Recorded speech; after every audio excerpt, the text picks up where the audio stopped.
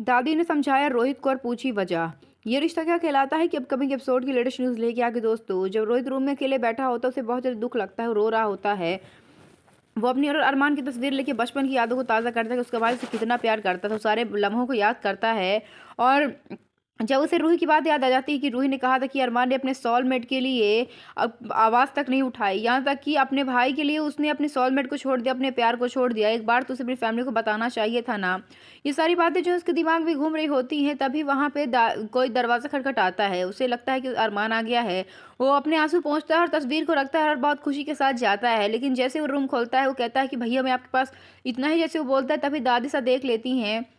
वो दादी सा को देखता है तो वो पीछे हो जाता है। दादी सा अंदर आती हैं और कहती हैं कि रोहित, तुमको हो क्या गया है रोहित, हमें तो कुछ समझ में नहीं आ रहा। तुम ऐसी कौन सी बात है जो तुम्हें इतना ज़्यादा परेशान कर रही है अंदर ही अंदर। क्या तुम अब अपने दादी सा से भी छुपाओगी? अपने दादी सा को बता दो। हमने केस में अरमान की तुम मदद करने के लिए इनकार कर दिया, इसलिए तुम गुस्सा हो गए।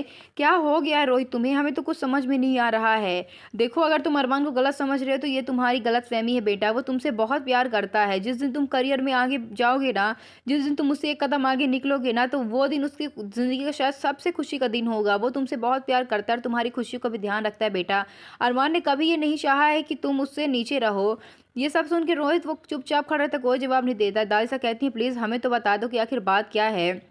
तुम दोनों भाइयों के बीच ऐसा क्या हो गया कि बात यहाँ तक पहुँच गई? अरमान के बारे में अगर तुम कुछ सोच रहे हो बेटा, वो तुमसे बहुत प्यार करता है। अपनी खुशी से पहले वो तुम्हारी खुशी देखता है।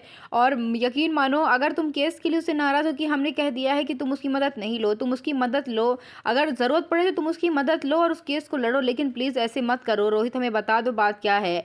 इससे पहले कि रोहित कुछ बोलता है, वो दोनों मिलकर एक प्लान बना लेते हैं अरमान को सरप्राइज़ करने के लिए।